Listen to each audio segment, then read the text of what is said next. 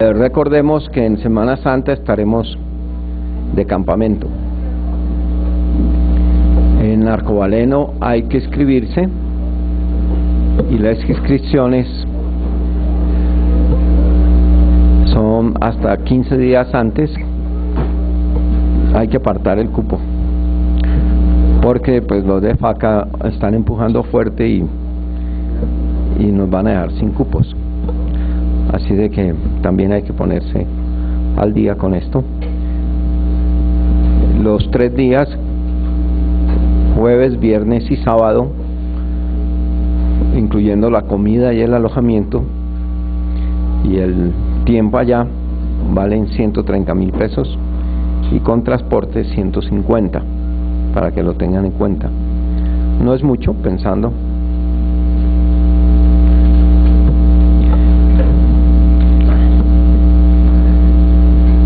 Estemos pendientes de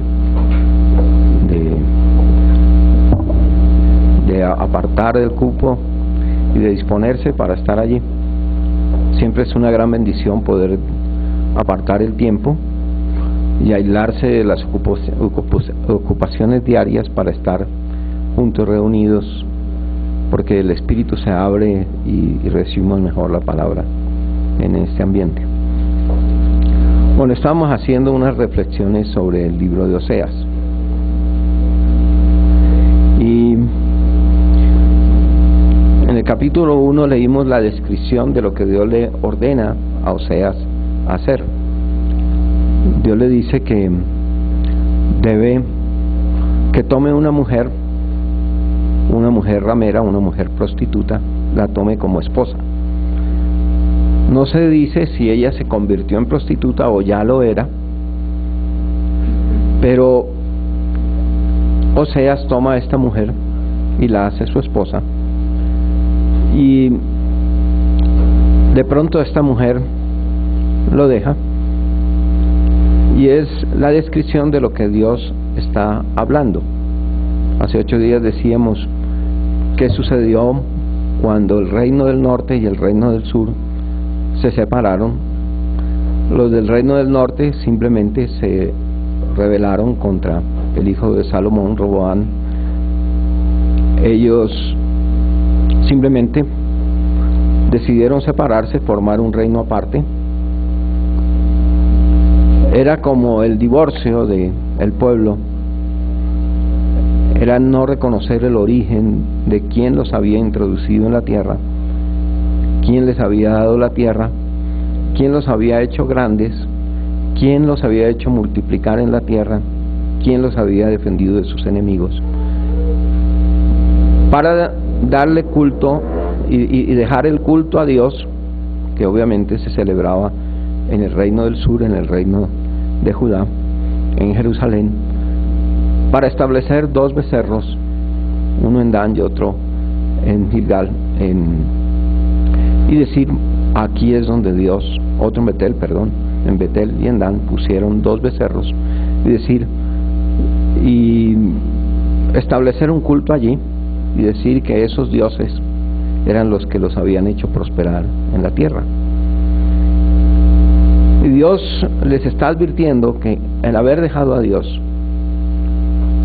quien les había guardado, que les había protegido, quien los había sostenido, quien los había introducido en la tierra, era Él, y decirle a Dios que Él no había tenido nada que ver. Es una situación difícil, y entonces el Señor dice, ahora yo los hice mi pueblo, yo los introduje en esta tierra, ahora ya van a saber lo que es no ser pueblo mío, por el hecho y por el pacto que había hecho Dios con Abraham y con David. Dios los había guardado y había tenido compasión aún en épocas de apostasía, como todo el período de los jueces, como en todo el período de Salomón, donde el pueblo se apartó de muchas maneras de en pos de Dios. Y Dios entonces dice que ya no iba a tener más compasión de ellos. El hecho de ser Él, su Dios, había traído misericordia y compasión a pesar de sus pecados, Pero ellos, al desconocer a Dios, Dios ahora les estaba diciendo, o les iba a mostrar lo que era ser un pueblo que no es pueblo, y los iba a dispersar sobre la faz de la tierra, y ahí quedamos. Pero Dios hace una gran promesa en los versículos 10 en adelante, del capítulo 1 hasta el capítulo, y todo el capítulo 2 dice, y vamos a leerlo, dice: con todo, será el número de los hijos de Israel como la arena del mar, que no se puede medir ni contar. Y en el lugar en donde les fue dicho, vosotros no sois pueblo mío, les será dicho, sois hijos del Dios viviente. Y se congregarán los hijos de Judá y de Israel, y nombrarán un solo jefe, y subirán de la tierra, porque el día de que Israel será grande. Decid a vuestros hermanos, Anmi, y a vuestras hermanas, Ruama, contended con vuestra madre, contended, porque ella no es mi mujer, ni yo su marido. Aparte pues sus fornicaciones de su rostro, y sus adulterios de entre sus pechos, no sea que yo la despoje y desnude, la ponga como el día en que nació, la haga como un desierto, la deje como tierra seca, y la mate de sed. Ni tendré misericordia de sus hijos, porque sus hijos son hijos de prostitución, porque su madre se prostituyó, la que los dio a luz se deshonró, porque dijo, iré tras mis amantes, que me dan mi pan y mi agua, mi lana y mi lino, mi aceite y mi bebida. Por tanto, he aquí que yo rodearé de espinos su camino, y la cercaré con seto, y no hallará sus caminos. Seguirá a sus amantes, y no los alcanzará, los buscará, y no los hallará. Entonces dirá, iré y me volveré a mi primer marido, porque mejor me iba entonces que ahora. Y ella no reconoció que yo le daba el trigo, el vino y el aceite, y que le multipliqué la plata y el oro que ofrecían a Baal. Por tanto, yo volveré y tomaré mi trigo a su tiempo, y mi vino a su sazón, y quitaré mi lana y mi lino, que había dado para cubrir su desnudez. Y ahora descubriré yo su locura delante de los ojos de sus amantes, y nadie la librará de mi mano. Haré cesar todo su gozo, sus fiestas, sus nuevas lunas, y sus días de reposo, y todas sus festividades. Y haré talar sus vides y sus higueras, de las cuales dijo, mi salario son, salario que me han dado mis amantes, y las reduciré a un matorral, y las comerán las bestias del campo, y la castigaré por los días en que incensaba a los Baales, y se adornaba de sus arcillos y de sus colleles, y se iba tras sus amantes, y se olvidaba de mí, dice Jehová. Pero aquí yo la traeré y la llevaré al desierto, y hablaré a su corazón. Y le daré sus viñas desde allí, y el valle de Acor por puerta de esperanza. Y allí cantará como en los tiempos de su juventud, y como en el día de su subida de la tierra de Egipto. En aquel tiempo, dice Jehová, me llamarás Sichí, y nunca más me llamarás Baalí. Porque quitaré de su boca los nombres de los Baales, y nunca más se mencionarán sus nombres. En aquel tiempo haré para ti pacto con las bestias del campo, con las aves del cielo, y con las serpientes de la tierra, y quitaré de la tierra arco y espada y guerra, y te haré dormir segura. Y te desposaré conmigo para siempre, te desposaré conmigo en justicia, juicio, benignidad y misericordia. Y te desposaré conmigo en fidelidad, y conocerás a Jehová. En aquel tiempo responderé, dice Jehová, yo responderé a los cielos, y ellos responderán a la tierra, y la tierra responderá al trigo, al vino y al aceite, y ellos responderán a Jezreel. Y la sembraré para mí en la tierra, y tendré misericordia de Lo Ruama, y diré a Lo Admi, tú eres pueblo mío, y él dirá, Dios mío. Y esta es una escena muy conmovedora, porque lo que más indica, no lo dice el pasaje, por eso no se puede, es que esta mujer era una mujer prostituta. Normalmente en aquel tiempo las prostitutas estaban al servicio de algún amo, eran esclavas y simplemente prestaban sus servicios. Algunas lo hacían en algunos templos, la llamaban sacerdotisas, porque aquí los que venían a adorar simplemente presentaban una ofrenda, dejaban una ofrenda en estos templos, especialmente de Baal y otros dioses que adoraban en estas regiones, y ellos presentaban su ofrenda allí, y al mismo tiempo entonces tenían relaciones con las mujeres que estaban allí como sacerdotisas, y prácticamente eran prostitutas que servían allí por una paga, y la paga era la ofrenda que estos hombres hacían al Dios. Y se suponía que con este Dios, y especialmente el culto a Baal, implicaba que Baal significa Señor, y a veces significa también esposo o dueño, y Baal era un Dios que ellos consideraban que era el que traía, digamos, prosperidad a la tierra, que hacía que la tierra fructificara. Algunas veces ofrecían sus propios hijos a estos dioses para asegurar entonces un tiempo de prosperidad. Normalmente el culto era bastante dramático, porque muchas de las estatuas de Baal simplemente eran de bronce, tenían los brazos extendidos, y allí ponían las personas a sus hijos, y debajo de los brazos había un fuego ardiente. Los brazos del ídolo se ponían al rojo vivo, y ellos sacrificaban a sus hijos esperando que esto les trajera prosperidad. Era una cosa dramática, pero lo más dramático es que Israel había dejado a Dios y se había ido a adorar a Baal, y también en algunos lugares se había establecido ese culto a Baal, donde ofrecían sus propios hijos a estos ídolos. Y después decían que toda la prosperidad y toda la bendición que tenían era producto de que Baal era quien les había traído esa prosperidad. Acordémonos que Israel estaba en Egipto, eran esclavos, trabajaban solo por la paga, no era un trabajo fácil. Ustedes ven las grandes construcciones del tiempo de Egipto cuando estaba en su esplendor. Ellos simplemente tomaban pueblos esclavos, y estos eran los que hacían el trabajo. Muchos morían en la dura servidumbre, sus espaldas se doblaban.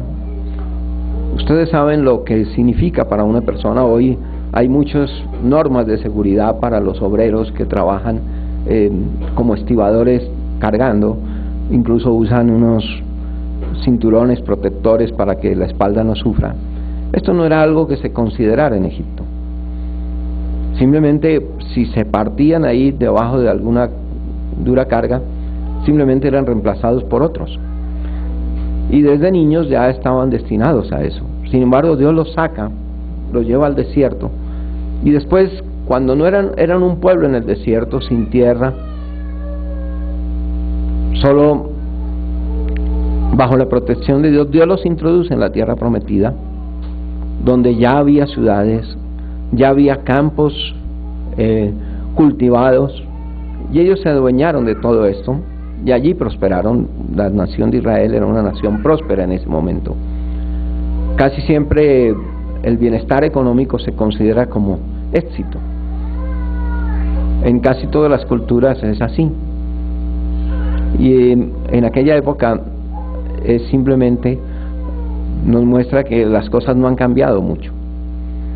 Cuando una persona está teniendo riqueza, la consideran exitosa, no importa de dónde proceda, ¿sí?, ni cómo llegó la riqueza. Pero en el caso de Israel, Dios lo establece en Deuteronomio, de que era Dios mismo el que les había dado el poder de hacer riquezas. Y es impresionante, porque esa es la posición normalmente del hombre. Cree que es su fuerza, su habilidad, su talento, su esfuerzo o su laboriosidad la que les produce bienestar. Pero ¿quién le dio las manos al hombre? ¿Quién le dio inteligencia al hombre? ¿Quién le dio al hombre la capacidad para hacer riquezas? Es Dios. Hay gente más talentosa, más brillante que muchos otros, y hay gente muy torpe que tiene muchas riquezas, y los más talentosos a veces están padeciendo hambre. Porque es que la bendición viene de Dios y la gente no lo entiende. Algunas personas que han tenido un historial cristiano, han nacido en familias cristianas, a veces consideran que eso no es tan bueno. Ser cristiano ellos creen que es su talento, su capacidad la que les va a hacer prosperar, sin olvidar, como decíamos hace unos días, que el haber aprendido ciertos valores, el haber nacido en un hogar, les ha proporcionado el bienestar y la seguridad para salir adelante. Pero ellos no lo ven así. No ven la bendición de Dios que ha venido sobre sus padres y sus familias, y deciden un día simplemente apartarse y decir: soy yo, o es el gobierno, o es la empresa, o es el amante que se consiguieron, o la amante. Muchas veces pasa así, ¿no? Y aquí hay una escena muy ejemplar con la vida de Oseas. Oseas toma a una mujer que es esclava de prostitución, la hace su esposa. De hacerla su esposa, ahora ella dispone de unos bienes, los bienes de su esposo, que él comparte con ella. Tiene una casa, tiene un hogar, tiene hermosas vestiduras, él no es escaso. Seguramente, como un esposo que ama a su esposa, trata de darle lo mejor, a lo mejor joyas, vestidos esplendorosos, zapatos que lucen, ¿sí? Y con la ropa que él le da, ella luce hermosa. Pero un día, a pesar de todo lo que él le ha proporcionado, ella decide y dice: no, tú no me estás llenando del todo, tú no me haces feliz. Realmente yo soy bella y esplendorosa, mira cómo luzco, y tú no eres suficiente para mí. Y de pronto dice: he hallado otro hombre que es más atractivo. Parece que ese hombre sí llena mis expectativas, él sí produce un profundo sentimiento de bienestar, de seguridad, y decide salir del hogar y dejar a su esposo. Y conquista a este hombre, o este hombre la conquista, y ella luce atractiva porque tiene los vestidos que su esposo le había dado, tiene las joyas que le había dado, es atractiva también. ¿Por qué? Porque el esposo le ha proporcionado riqueza, no se la ha negado. Ella ahora vive en una casa esplendorosa, simplemente deja al esposo y se va a vivir con su amante a la casa y a disfrutar de los bienes que su esposa le da, y aún tiene el descaro de decir que fue su amante el que le ha dado la felicidad y el bienestar y los vestidos y la ropa y el hogar, ¿sí? Y aún los hijos que lo hacen lucir como una mujer fantástica, ¿cierto? Y olvida, y este nuevo hombre ha aparecido, este ladrón, como decía una canción, es un ladrón, ¿sí? ¿Se han oído esa canción? ¿Sí? Dice: este hombre es el que realmente me ha dado todo, me ha dado toda la felicidad que yo anhelaba. Y él entra a disfrutar y aún a malgastar y a gastarse el dinero que el esposo de ella le ha dado, ¿sí? Ella ha ocupado un lugar en la sociedad porque su esposo se lo dio, y ahora ella usa eso para decir que el lugar es del amante. Una cosa triste, ¿no? Uno a veces se sorprende con la gente. Yo recuerdo Una ocasión alguien me dijo que fuera a orar por un muchacho. La situación es que era una persona con cáncer. Bueno, de cáncer mueren muchos, ¿no? Un tío mío el año pasado murió, pero estaba cerca de los 90. Tenía un cáncer terminal, llevaba varios años luchando con él, y más bien era como un descanso para él. Pero que un joven con la vida por delante, profesional, con reconocimiento, un buen lugar, una posición, un puesto, tenga un cáncer que lo está llevando a la muerte y que va a cortar sus vidas, es siempre doloroso. Los padres hacen de todo por él, ¿no? Y a mí casi no quería ir, porque desde el momento en que el Señor me dijo, yo lo voy a sanar, vas a orar por él, yo lo voy a sanar, pero él no va a reconocer que fui yo. Entonces yo dije, entonces ¿para qué voy? ¿Sí? ¿Yo a qué voy? ¿Sí? Pero bueno, me insistieron y dije, bueno, voy a ir. Sucedió algo incluso fuera de lo común. Cuando llegué allí, no sé si la madre o la tía del muchacho, no sé, creo que era la madre, dice, ¿sabe qué? Yo tuve un sueño y yo lo vi a usted en ese sueño. Yo no lo conocía, yo nunca lo había visto, pero yo lo vi que usted entraba a mi casa y usted oraba por mi hijo y mi hijo se sanaba.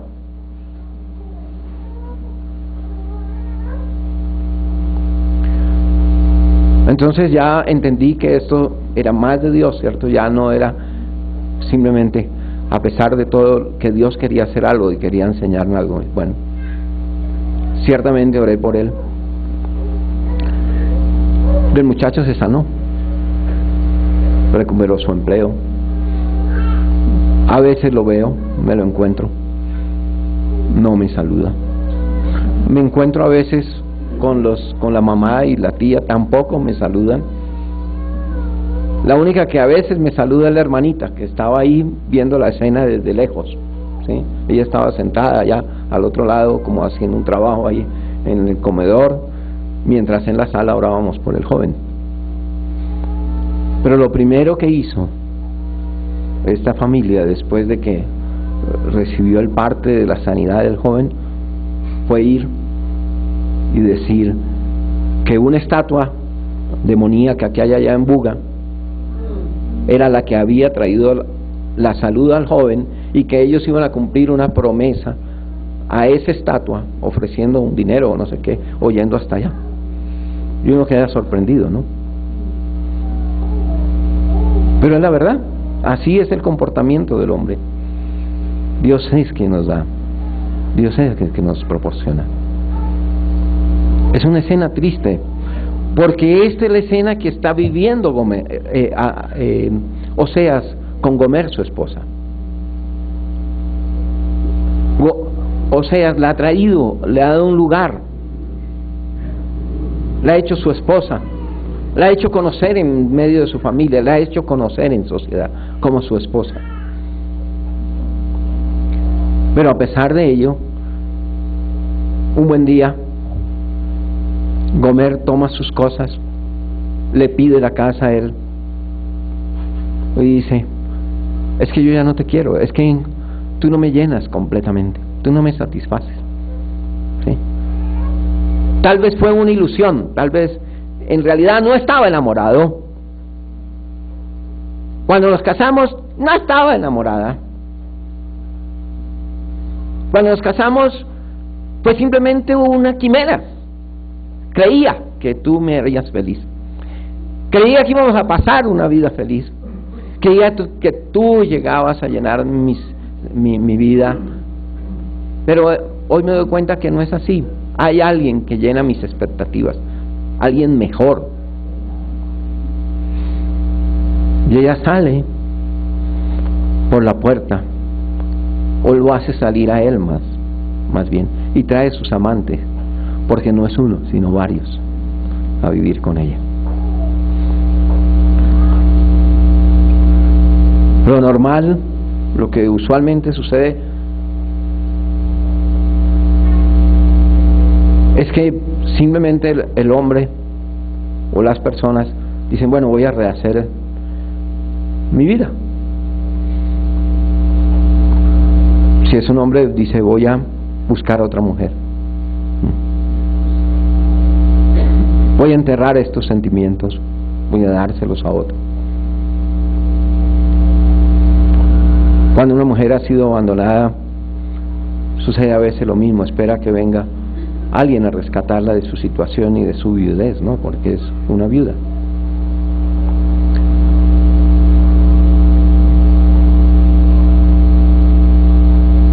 Pero aquí no sucede así. Dios tiene un plan para Oseas, porque Dios tiene un plan para Israel. Y Dios no quita el sentimiento, sino el sentimiento se mantiene vivo. Y Él decide luchar por ella y rescatarla. Porque es lo que Israel hizo yéndose en pos de los Baales.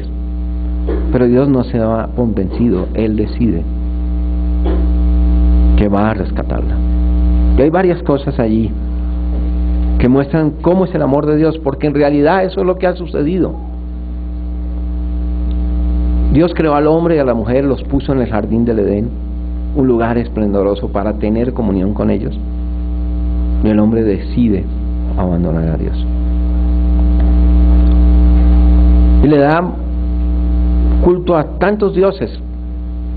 Casi por cada pueblo hay un dios, casi por cada persona hay dioses que acompañan a la persona a los cuales adora. A veces le rinden culto a la sabiduría o al conocimiento, a veces falso conocimiento, a veces le dan culto a una filosofía o a un estilo de vida. Hay gente que decidió ser rebelde y le dan culto a la rebeldía. Hubo una generación de gente que quiso decirle a los padres que lo que ellos eran, una gran nación, no era el producto del esfuerzo de sus antepasados, la lucha por conquistar el país, por construirlo, por sembrar, por edificar. Y decidieron rebelarse y formar un movimiento rebelde que se separó de sus padres en el tiempo de los años 60, 70. Una generación rebelde que decidió decir que ni la religión, ni el Dios de sus padres, ni el esfuerzo de sus padres eran los que los habían hecho una gran nación, sino que ellos eran un pueblo diferente y mejor que sus padres. Y se entregaron a las drogas, se entregaron al sexo libre, rompieron con los valores que habían construido esa gran nación, y trajo el degeneramiento que uno ve en los Estados Unidos hoy en día, ¿no?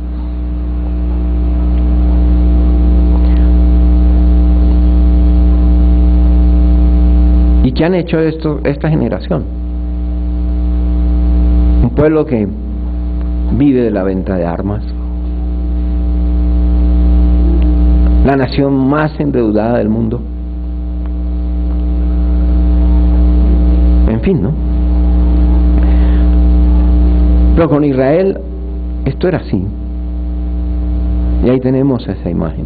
Pero puede ser el verdadero lugar que cada uno puede estar ocupando. Muchos simplemente se rebelaron contra Dios.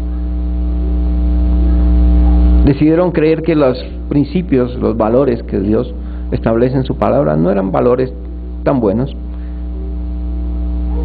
Escogieron diferentes filosofías, estilos de vida, hasta doctrinas que se acomodaban más bien a su manera de pensar disoluta, que justificaba sus actos, que justificaba su vida, ¿cierto?, licenciosa, pecaminosa, y justificaba aún la rebeldía hacia sus padres, hacia la sociedad y a lo establecido en general.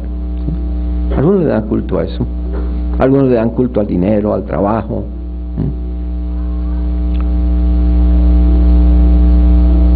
Algunos creen que el Evangelio y la palabra de Dios, eso es cosa del pasado. Pues decían, es que Jesús no conoció el BlackBerry. En ese tiempo no habían ido a la luna.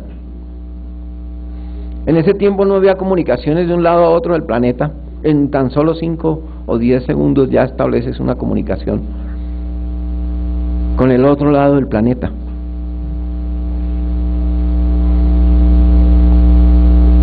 Y ya tenemos la tecnología para hacer que las dos personas puedan verse a miles de kilómetros de distancia en tiempo récord, ¿sí? Y no necesita una gran cámara o un teatro para hacer un simple aparatico, ¿sí? Le permite ese tipo de cosas. Entonces creen que eso es más, ¿sí? Porque la palabra de Dios entonces ya no tiene vigencia. Entonces, ¿qué tiene que hacer Dios? Y aquí hay una escena tremenda, porque a pesar de eso, Dios promete que va a restaurar este pueblo, que va a decir que es el pueblo de Dios, ¿sí?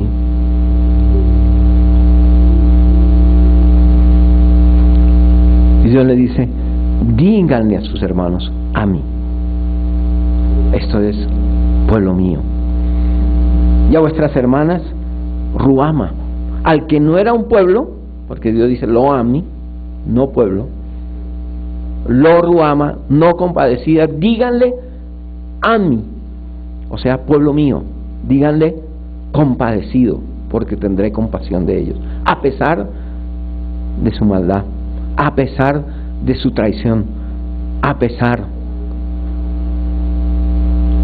de su prostitución, a pesar de haber dejado al Dios verdadero, al Dios que los hizo lo que son, al Dios que los había hecho grandes, que los había establecido en la tierra, que los había defendido de sus enemigos. Entonces, y que se habían ido en pos de los Baales, y por esa causa Dios había tenido que dispersarlos y disciplinarlos, pero que todavía Dios tenía unos pensamientos de paz, no de mal, unos pensamientos de perdón. Y la reacción de Dios es llamarlos al arrepentimiento. Y empieza diciendo, contiendan con su madre. Ustedes nacieron ahí y contiendan con ella. Porque ella no es mi esposa. Ella no es mi mujer. Ustedes son hijos de prostitución. Ustedes no son el producto del amor entre ella y yo. No lo es.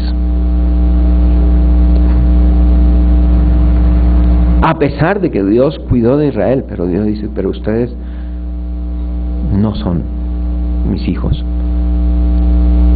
Ustedes son hijos de otros amantes, de otros hombres, ¿sí? Y eso es lo que en realidad de verdad ha pasado. ¿De dónde venimos nosotros? ¿De un real amor de nuestros padres, de nuestra nación con Dios?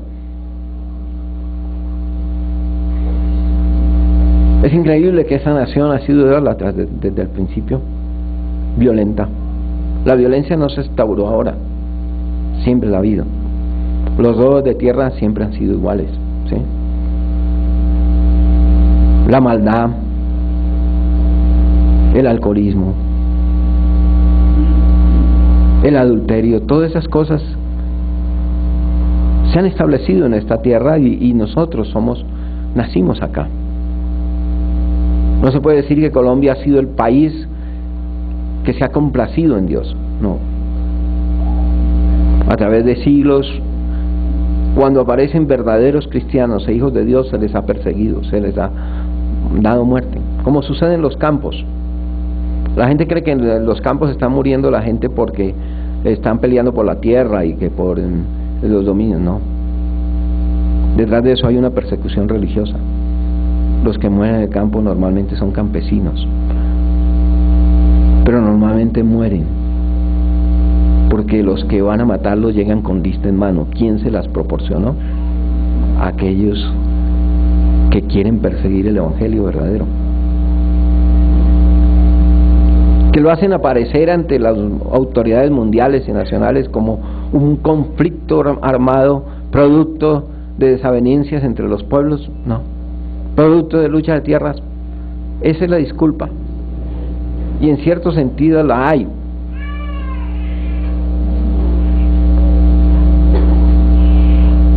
Pero el móvil fundamental de las muertes en Colombia es uno solo: persecución religiosa hacia un campesinado que ha decidido seguir a Dios y que tomó la Biblia como principio y guía de sus vidas. Eso es. Ahí nacimos.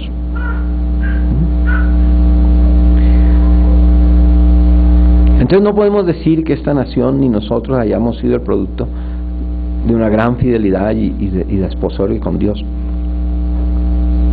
Entonces, Dios, ¿qué le dice a esta mujer, a este pueblo? Dice: ya no tendré misericordia. Dios le hace varios juicios.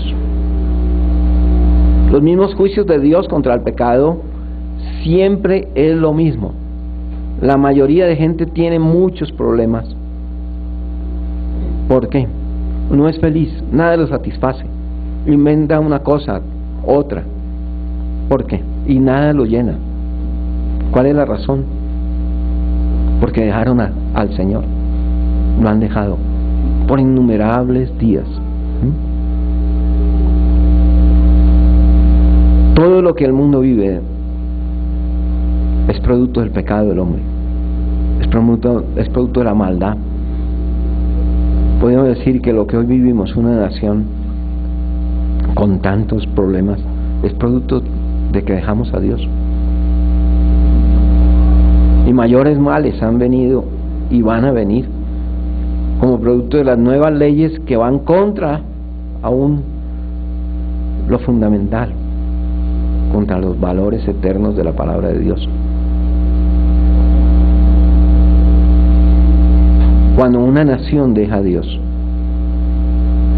e institucionaliza el mal, como sucedió en Sodoma y Gomorra, no tiene otro destino que la muerte y la destrucción.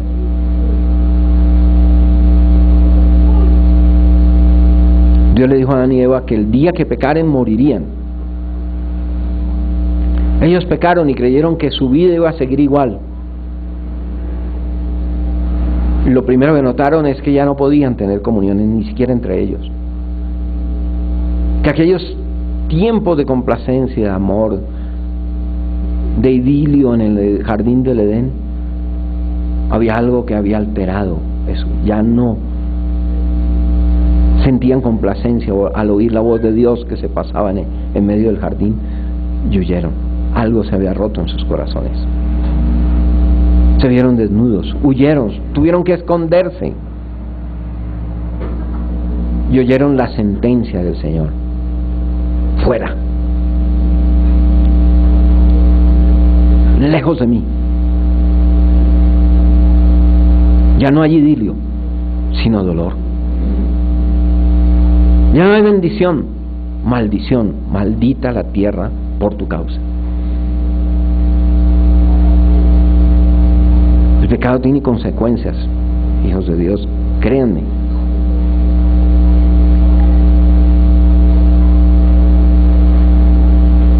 El hombre que deja a su mujer porque simplemente se le ocurrió que hay otra que llena sus expectativas, o la mujer que deja a su marido porque cree que ya no es el que la satisface, después de haber hecho un pacto, un compromiso matrimonial.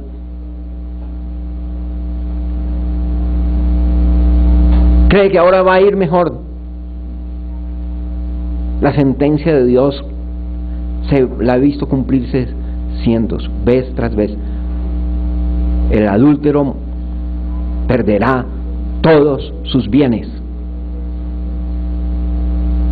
Todo. Y va a ser reducido a un bocado de pan. Lo único que va a tener es el pan del diario, pero no más.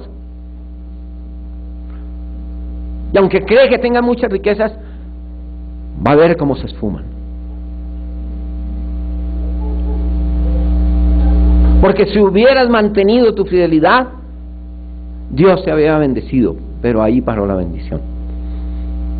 ¿No fue el caso con el rey David? El rey David iba en pleno esplendor,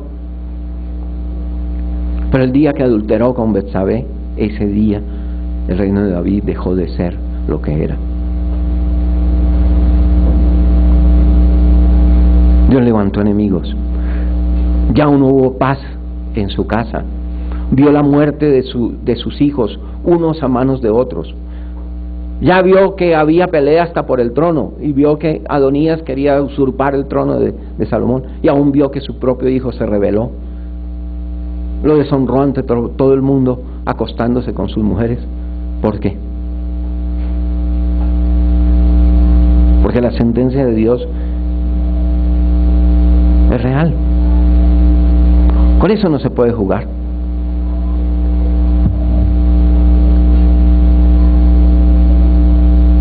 Pero si se cumple en la vida natural, en la vida eterna también, en las relaciones con Dios, se cumple. El pecado produce una separación del hombre para con Dios, y Dios aplicó una sentencia sobre el pueblo de Israel. Pero lo que hizo el Señor, ya no van a ser mi pueblo. La nación de Israel, el reino del norte, una nación poderosa, próspera. Y ellos creían que porque tenían prosperidad económica las cosas iban a seguir funcionando así.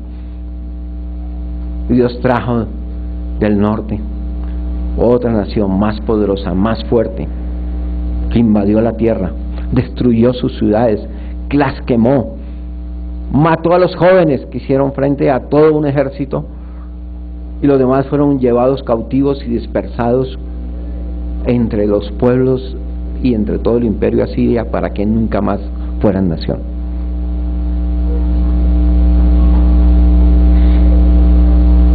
Ese pueblo volvió a ser nación.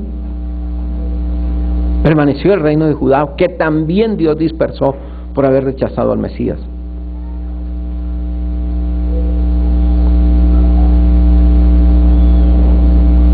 Muchas de las consecuencias que hoy vivimos son producto de nuestros pecados, de nuestras decisiones del pasado.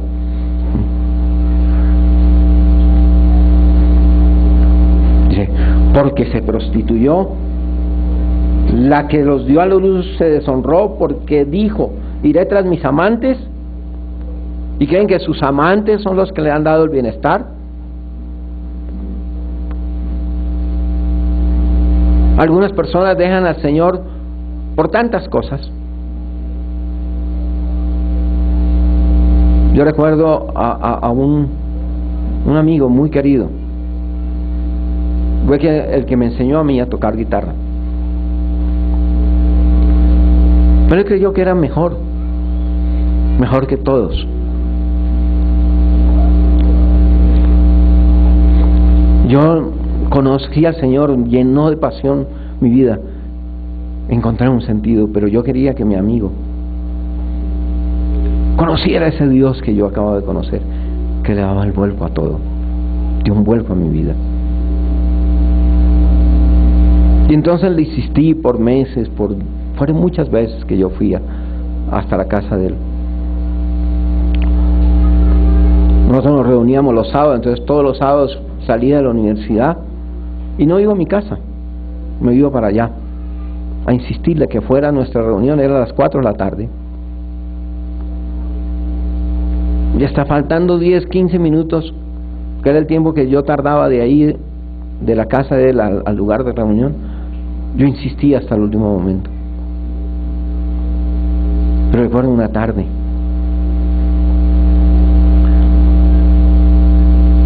yo le insistí, le dije, ven, ¿por qué no vamos? Acompáñame. Le dijo, no, es que hoy no puedo porque es que tengo un proyecto en la universidad y tengo que entregar el lunes. No, ahorita lo más importante para mí es mi carrera. Y además tengo que ir a donde Rosario, mi novia, así lo dijo.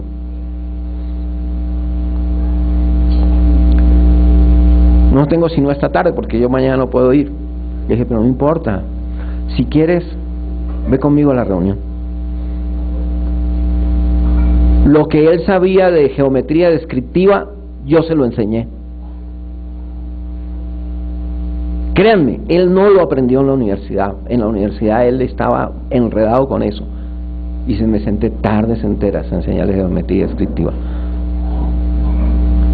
Había sido una materia que para mí era como pan comido, no sé, la entendí desde el principio y era hábil con eso. Fue de las mejores notas que saqué en mi universidad.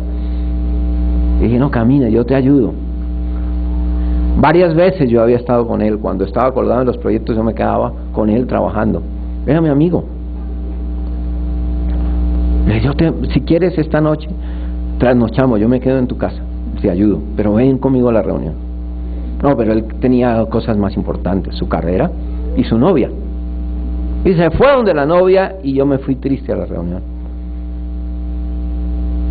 Yo no esperaba el desenlace, yo dije, bueno, será otra oportunidad.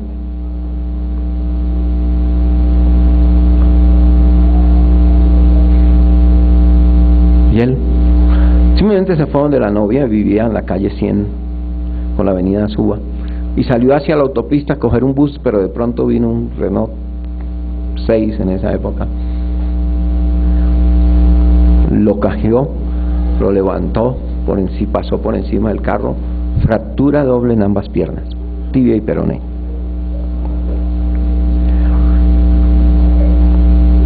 Lo que él decía era más importante.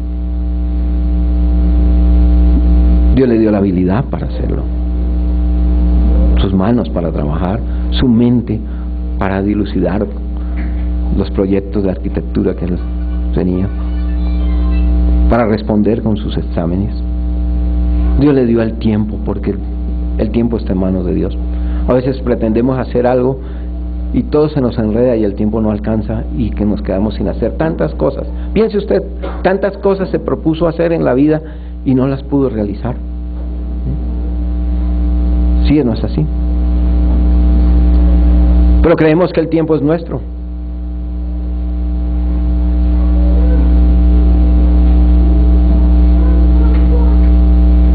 Cuando yo llegué a mi casa,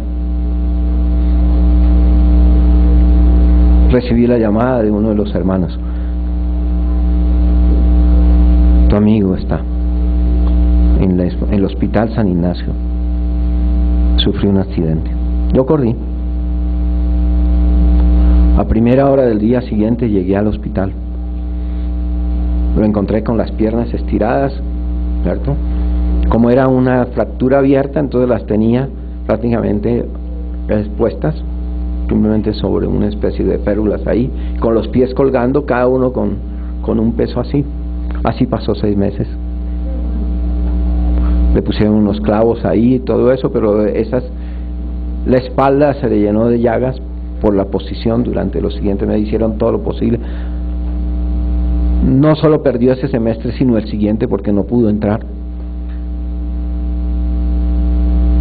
Al siguiente año tuvo que volver con muletas y todo.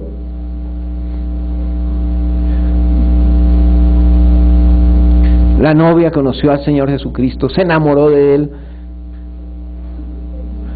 y dijo, yo no puedo estar con un hombre que no ama a Dios, y lo dejó y se fue a servir a Dios. Eso era más importante para ti. Hay cosas que uno ve, ¿no?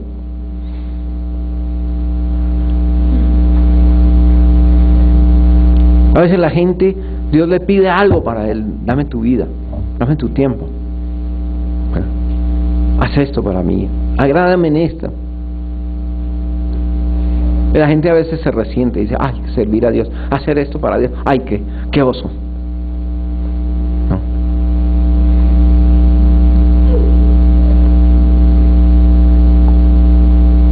Y los demás le insisten, ven, haz esto con nosotros, es para el Señor. Ay, qué jartera, no, yo tengo otras cosas que hacer.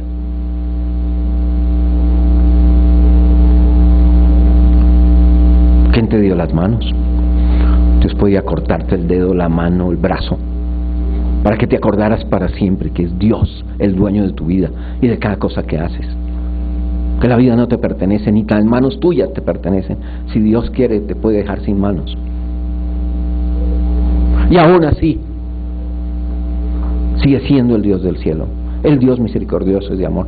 Aquí encontramos eso. Dios les quitó del territorio, los envió a otra nación, los llevó al desierto, los hizo servir de esclavos,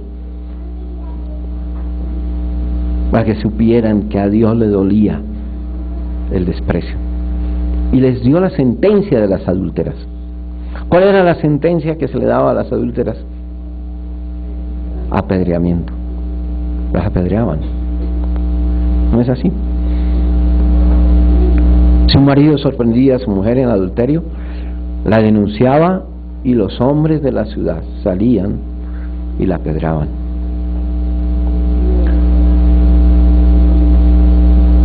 Y Dios hizo eso con el pueblo de Israel. Dijo, con que los dioses les dieron estas cosas. Ok. Los dioses les dieron esta tierra en la cual ustedes prosperan y ustedes siembran, y eso salen olivos y vides y todas esas cosas que se dan en Israel. En aquella época era una época de prosperidad. Sus dioses les dan eso. Ya no tendrán más tierra donde sembrar. Van a sembrar para otros y otros comerán de lo que ustedes siembran. Eso es lo que hace un esclavo. Trabaja y otro disfruta lo que se trabaja. Con que ustedes, los dioses, los hicieron prosperar, los embellecieron, ahora sus pieles se van a tostar bajo el sol. Ya no serán más blancos, serán negros.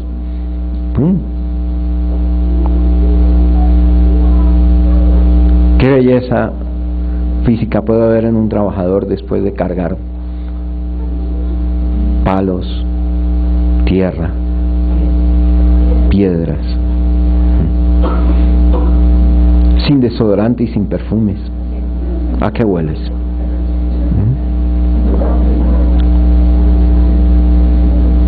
Las únicas joyas que lucirás en tu cuerpo es una marca de que eres esclavo, porque te olvidaste de tu Dios. Y Dios les dio toda esa sentencia y los llevó al desierto.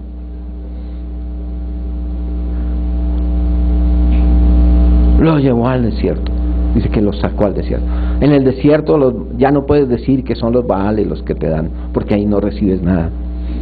Y tienes que esperarlo todo de Dios, que es el único que puede tener misericordia de ti.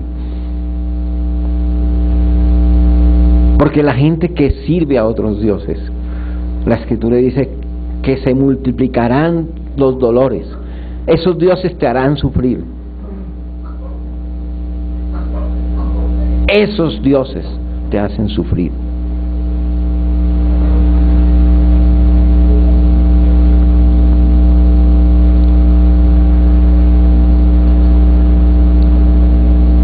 No necesitas que tenga una estatua, pero es que hay muchos dioses. El dinero, se supone que el conocimiento y tantas cosas al que le damos mayor interés que a Dios mismo, se convierten en un dolor. Dice que en la medida que se aumenta el conocimiento, aumenta también la aflicción.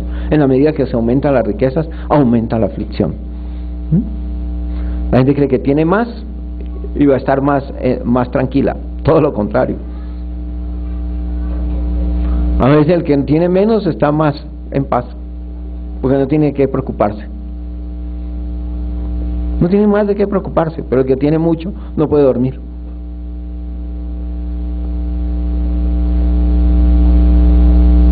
Entonces, en la verdad, Dios lo hizo de esta nación. Y dice, y ahora la voy a desnudar. La lana, el lino, que te hacían lucir hermosa, ahora te los voy a quitar. Todo aquello que Dios le había dado, se lo quitó. Porque eso fue lo que hizo Oseas, tuvo que quitarle a su mujer todo. Mucho lo perdió ella, pero lo que le quedaba, se lo quitó él.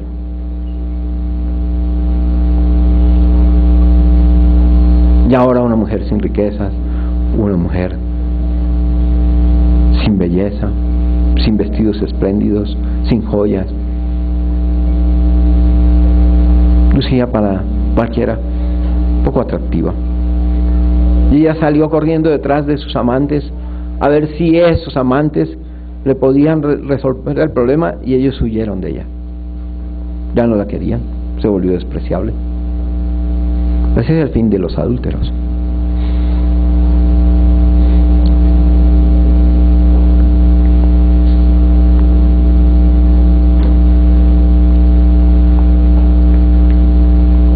Y entonces Dios la lleva ya, la lleva al desierto, dice, porque Él se ha propuesto conquistarla. Él nunca abandonó el deseo de amarla, de ganarla. La respuesta de Dios es conquistarnos ante nuestros desprecios, muchas veces. A veces nos sorprende, Señor, después de periodos de infidelidad para con Dios, y cuando menos esperamos, Dios nos bendice. En medio de nuestras aflicciones y en nuestras pérdidas, Dios decide bendecirnos. ¿Por qué?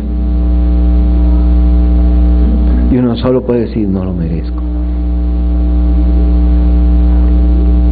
Y entonces el amor duele, porque uno se da cuenta que ha despreciado a alguien que sí lo ama. Duele. Duele por uno mismo, no por Él. Pero uno sabe cuánto dolor ha causado.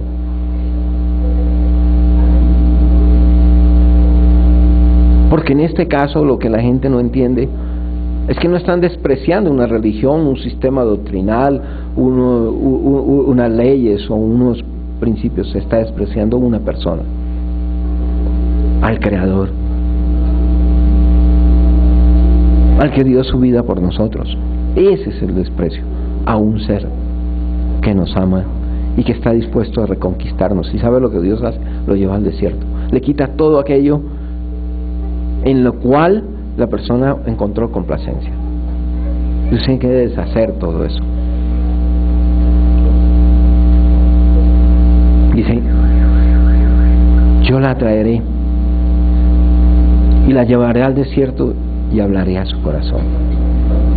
Cuando no hay amantes, cuando el placer temporal termina, y siempre termina mal, porque las cosas y el pecado satisfacen temporalmente. Es como una quimera, se esfuma. Es un fantasma, es una fantasía, a la cual a veces le damos todo el esfuerzo y entregamos todo, y después nos damos cuenta que no había nada ahí, nada que nos llene, nada que nos satisfaga. Ese es el pecado.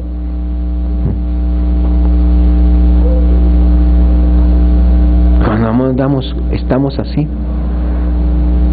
entonces Dios empieza a hablarnos al corazón y empieza a reconvenirnos primero,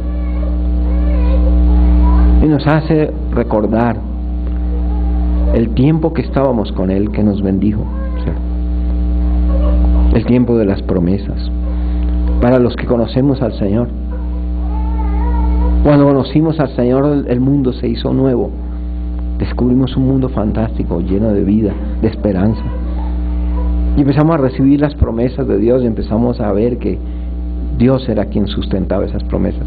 Pero al dejarle a Él, las promesas como se vuelven como distantes, como que uno cree que ya Dios no se acuerda de esas promesas, ni se va a acordar, porque uno fue el traidor.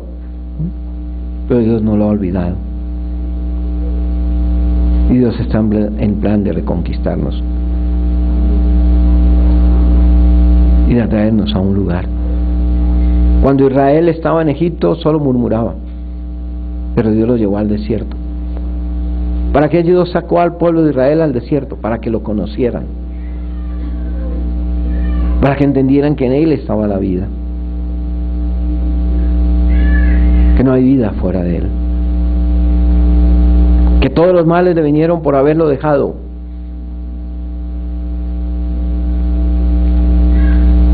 Y dice, y hablaré a su corazón.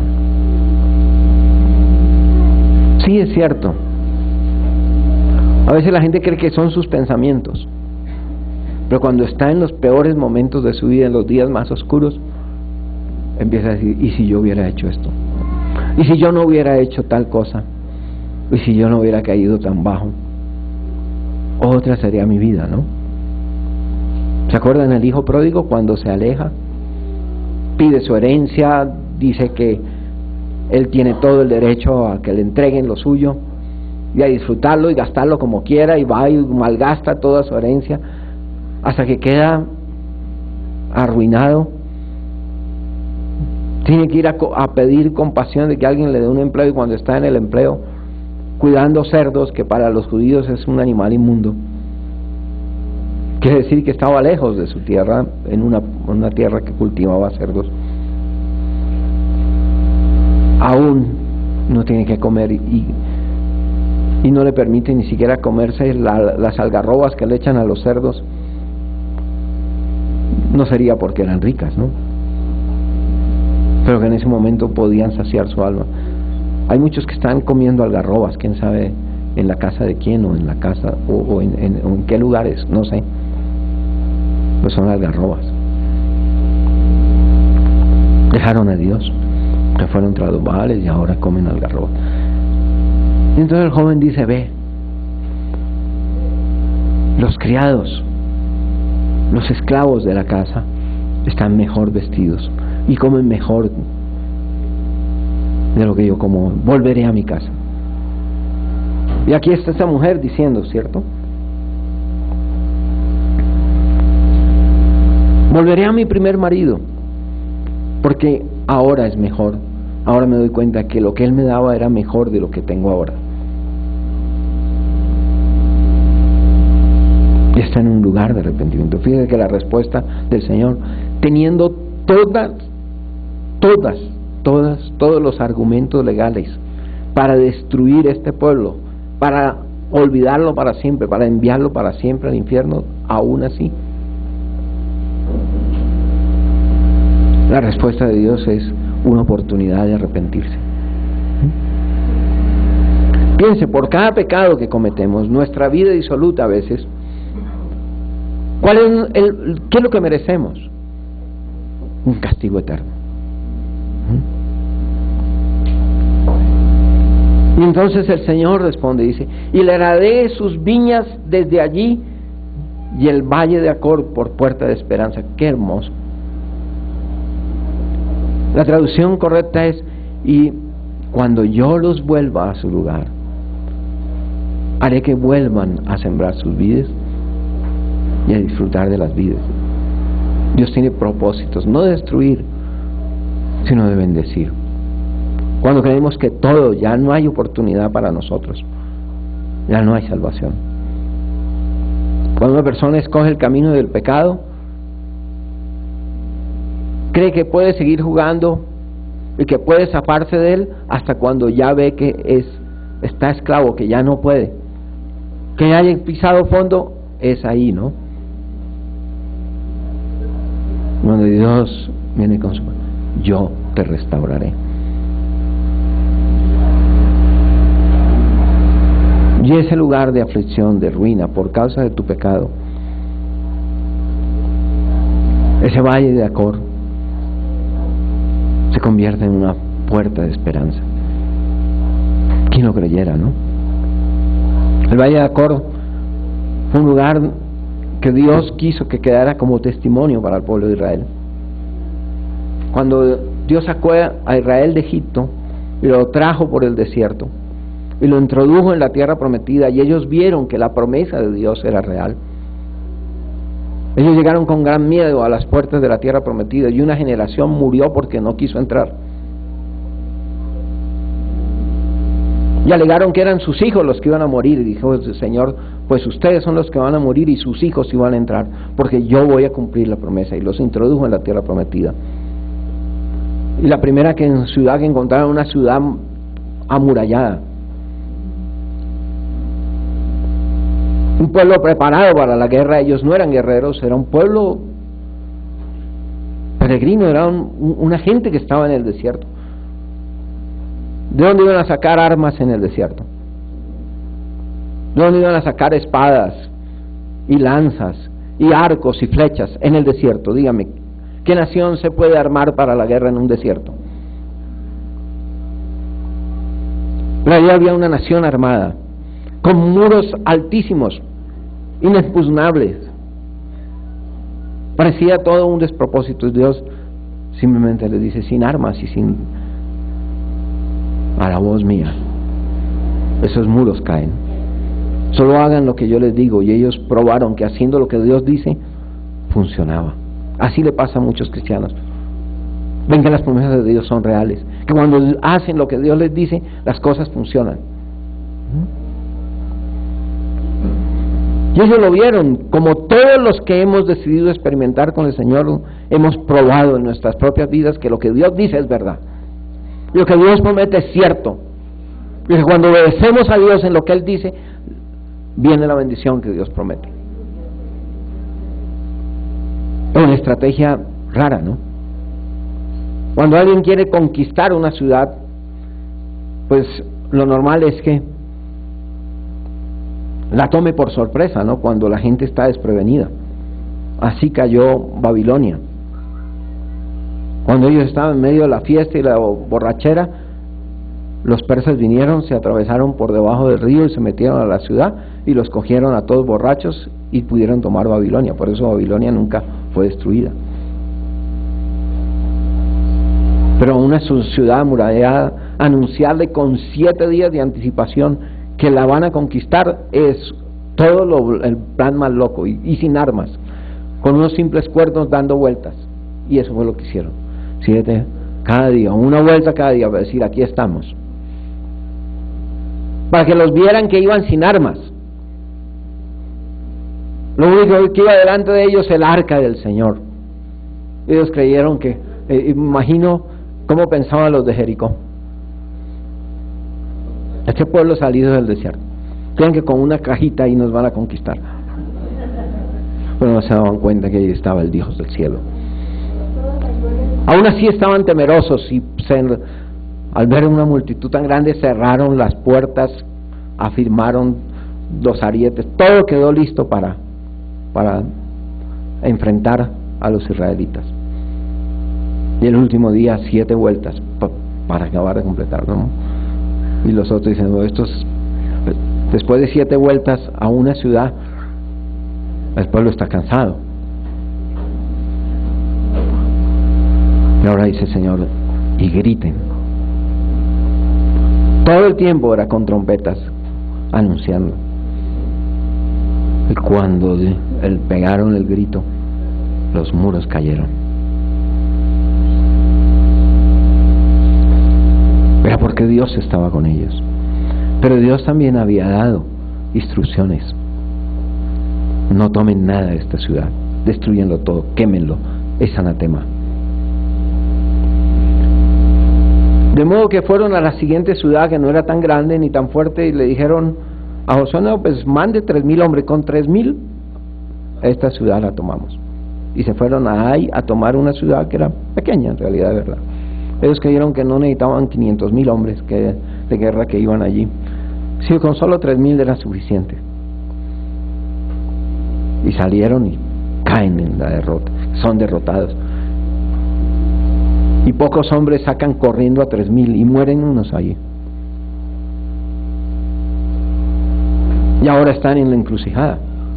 Hay un país que está por conquistar, que se ha preparado para la guerra y que se les puede venir encima, y detrás de ellos solo está una ciudad destruida y el río Jordán, que ya no se abre al paso de los sacerdotes. Cuando pasaron el Jordán, simplemente mandaron los sacerdotes y el río Jordán se abrió. Unas aguas corrieron y las otras se quedaron quietas y ellos pasaron. Ya no se iba a repetir ese milagro. Y entonces ellos entran en gran quebranto y lloran. Y Josué, que ha sustentado la promesa de que Dios les va a llevar para que conquisten la tierra, ahora también se humilla y dice, ¿qué ha pasado? Entonces él le dice, sí, pero es que han tomado el anatema, me han desobedecido, han violado mi pacto. Yo les prometí, pero ustedes desobedecieron. Y entonces, primero dice el Señor, separen las tribus. Y Dios señala que la tribu de Judá, y después las familias, y después los hombres de la familia. Las familias eran numerosas, no eran familias extendidas. Entonces pasan todos los varones de esa familia.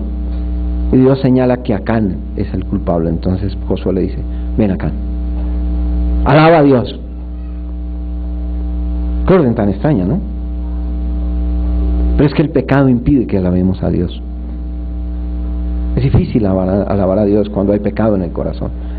Y Acán no puede, dice, y confiesa, dice, es que yo anhelé una barra de oro, unos ciclos de plata y un manto de Babilonia, y los enterré debajo de mi tienda. Ahí están. Y entonces separan los hombres de la ciudad, separan a Acán, separan a los hijos de Acán, los ponen al frente, y los hombres de la ciudad, 500,000 hombres, los dejan bajo una pira de piedra, que queda como testimonio de que el pecado produce la derrota.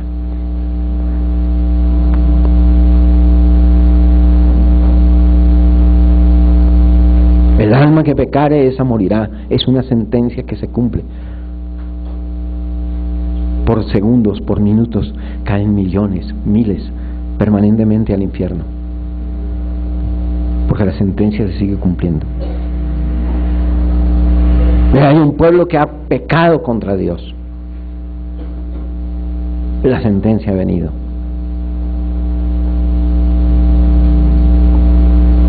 Muchos están viviendo las consecuencias de su pecado,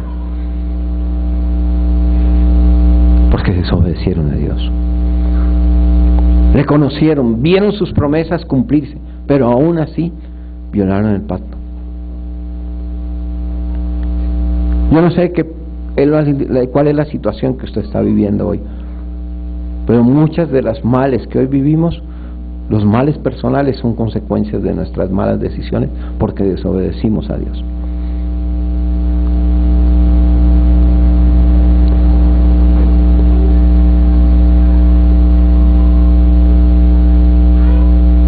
Tal vez los pecados por los cuales usted está pagando es por los de sus padres, tal vez. Ahí siempre le echan la culpa a los padres, pero a la sociedad, al gobierno, al sistema social, al sistema político, lo que sea. No hay que ser sensatos, vivimos los males y el producto es que dejamos a Dios. Dejamos a Dios, esa es la causa. Lo demás son consecuencias.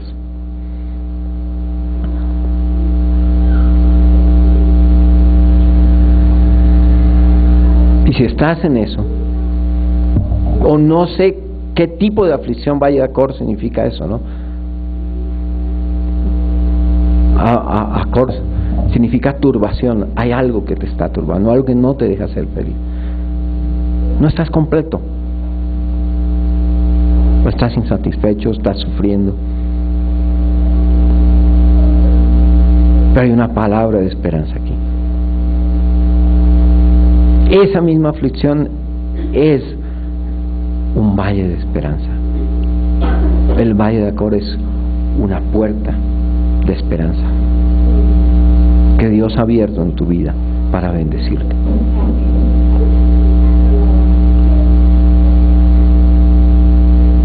Qué hermoso es.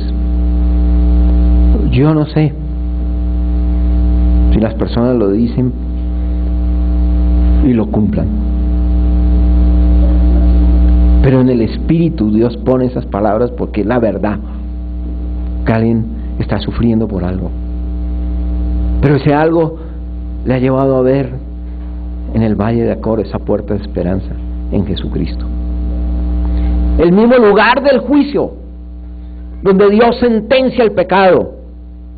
En la cruz del Calvario podemos ver que la sentencia sobre el pecado es real. Dios estaba juzgando el pecado de la humanidad,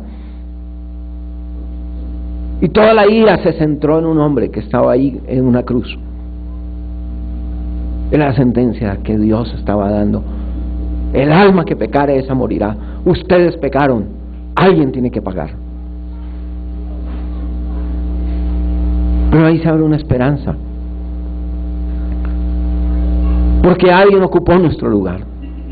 Jesús tomó nuestro lugar y llevó la sentencia que había contra nosotros, y entonces Dios nos llama a arrepentirnos. Tenía que morir, porque los que teníamos que morir éramos nosotros. Yo no sé qué lo lleva a usted a reconocer que por causa de sus maldades es por lo que usted ha sufrido.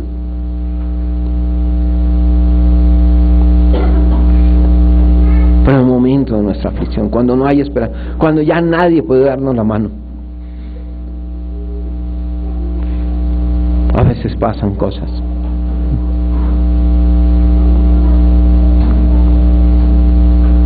El joven que se va tras los amigos, y le prometen unos momentos de mucho bienestar, de sentirse increíble en la onda, y se mete el cacho marihuana y después ya no puede salir de allí.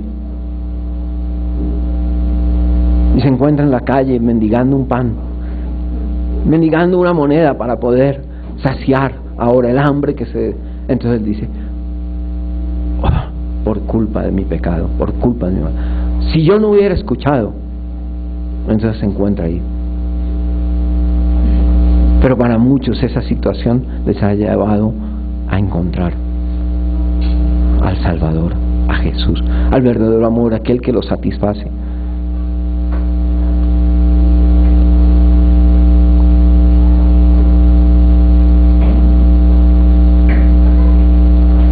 La jovencita que ilusionada se va tras el impostor que le promete la vida, el sueño, la felicidad, el placer, el bienestar, y yo voy a luchar por ti, mientras la lleva a la cama.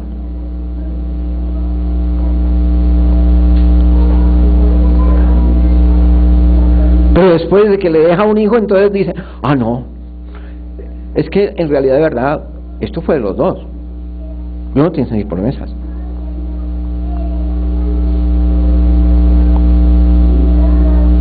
Y el mentiroso dice, no, es que resulta que es que tú no me llenas del todo, tú no eres lo que yo quería, en realidad quiero otra, me atrae otra, es que no, me equivoqué.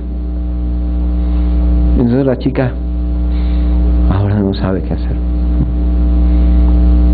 Por un tiempo mantiene la ilusión tal vez de que el joven de pronto las cosas cambien, pero ve que todo lo contrario. Tilín, tilín. Palabras. Pero se encuentra contra el debilucho ahí que no tiene carácter para sostenerse en lo que dice. Que no le representa ninguna seguridad ni para ella ni para nadie. Pero en medio de su aflicción, se abre un valle de esperanza. Encuentra al Señor. La perla de gran precio. Por esto sí vale la pena vivir. Él no me traiciona, Él no me engaña, Él dio su vida por mí, fue hasta las últimas consecuencias. Es algo por lo que sí vale la pena vivir. ¡Qué hermoso es ese valle de Acor para aquella chica engañada! Porque encontró la verdadera vida, ya no le será quitada. Y ella dice, no importa, ya no importa lo que pasó. ¡Qué bendición!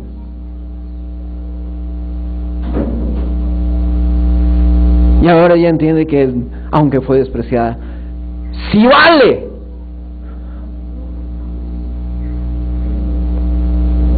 Dios consideró que ella era más importante que él y entregó su vida por ella. Y dijo, sí, eres digna, sí eres bella, sí eres hermosa, sí vales. El mundo no puede pagar por ti. El único que puede pagar por ti soy yo, y yo sí doy mi vida por ti. Y ahora seré padre, esposo para ti, y nunca te dejaré.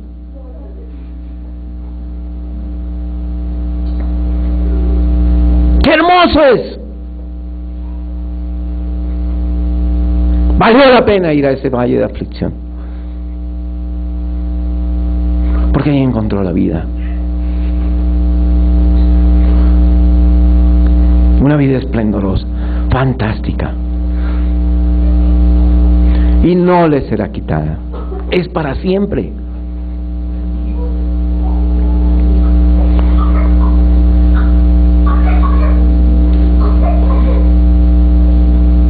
¿Cuántos han ido detrás del pecado? Es lo mismo. Pero hay un esposo, el Señor, que pagó por nosotros.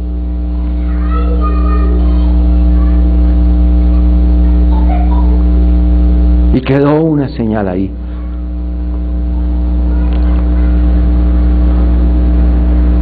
De que sí hubo un valle de Acor, sí hubo una consecuencia, sí hubo un pecado. Pero el Señor pagó por él.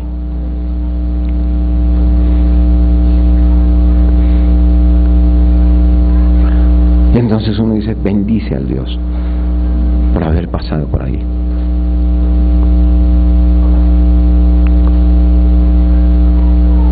Todos hemos sufrido pérdidas. Pero cuando encontramos al Señor, dice, no, ni lo que creías ganado vale tanto como vale Él. Aún doy todo. Todo lo que yo creo que es lo que me da el bienestar, lo que puede lucir en mi vida, todas las pequeñas perlas que yo creía que eran perlas. Pero cuando conozco la verdadera perla, la que es el valor, entonces ese sí es. Eso sí es alguien por quien vale la pena vivir. Es alguien por el cual sí vale la pena guardar el honor.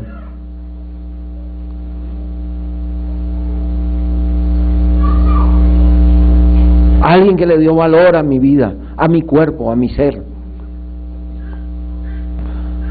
¿Por qué? Porque aunque los demás desprecian, Él decidió hacer de nuestro cuerpo su morada. La morada de Dios viviente, el templo de Dios, donde Él quiere ser adorado.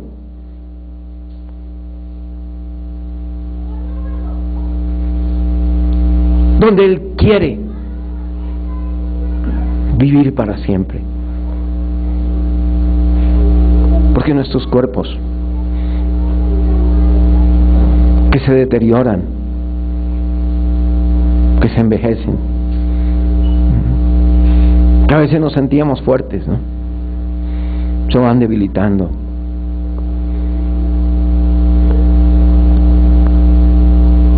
Y entonces encontramos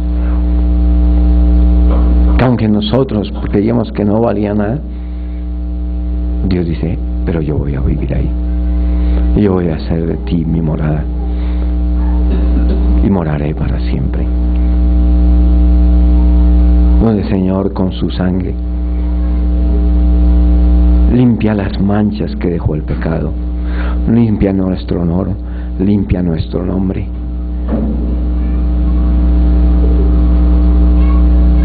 Donde nadie que tenga un centésimo de cerebro para pensar se atreverá a levantarse contra la sangre preciosa del Cordero, porque el que condena a esa persona está pisoteando la sangre de Cristo que se derramó por ella.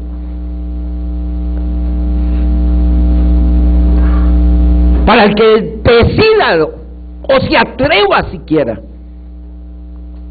a declarar indignidad en esa persona por la que Jesús pagó por su sangre, está declarando inmunda la sangre de Cristo. Y Dios iba a defender su nombre y su honor que fue entregado por esa persona.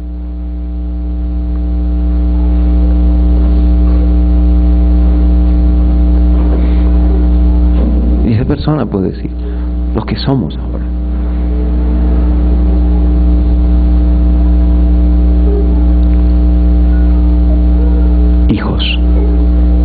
verdaderos hijos. Los que deciden decir, no, encontré la perla, encontré el amor. No hay amor más fantástico, no hay amor tan grande, no hay amor tan inmerecido porque no lo merecemos. Yo estaba perdido, ya no había oportunidad para mí. Donde debía levantarse una pira de piedras sobre mi cadáver porque lo merezco, Jesús puso un lugar, puso su cuerpo ahí en una cruz y se levantó de la tumba para siempre. Y se levantó de la tumba para morar en nuestros cuerpos.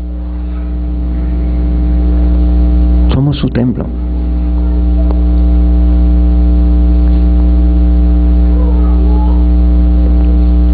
¿Ustedes qué piensan que haría Oseas? Un hombre enamorado, apasionado por comer, que reconquista a su mujer después de que ella se entregó a sus amantes y la trae a su casa. ¿Usted cree que ese Oseas se va a ir a burlarse de ella con otros hombres y hacerle la comidilla de las palabras? ¿Creen que él va a permitir que ella sea comidilla de las lenguas viperinas que va por ahí? ¡Jamás! Oseas tomará su espada y no dejará con vida al que se levante contra ella. Pero créanme, cuando alguien se ha entregado al Señor, es el Señor el que pelea por nuestra honra. No porque seamos justos ni honrosos. Él es el honroso.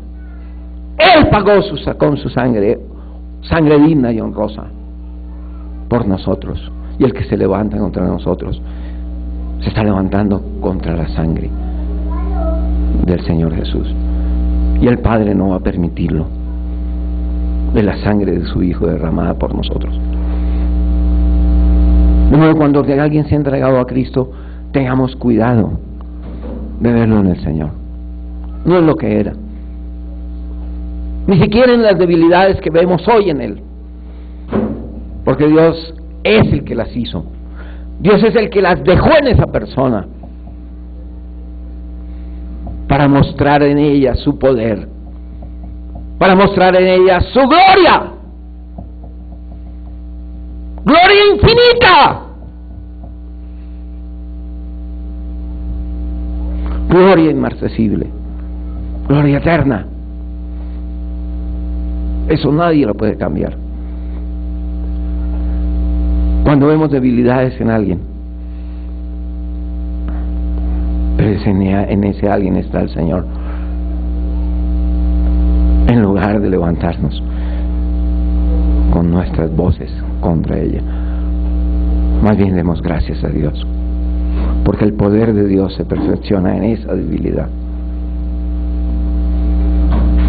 La sangre de Cristo se levanta para limpiar.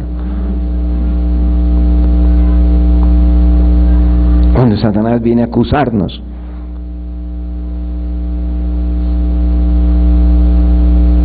por eso uno proclama la sangre de Jesucristo, porque las mentiras de Él nada pueden contra la verdad, y la verdad es Cristo, y la sangre de Cristo se derramó por nosotros. Pero sí es un motivo para humillarnos y decir, es algo que no merecía, es algo que el Señor me dio sin merecerlo. Él me ama y con eso me basta.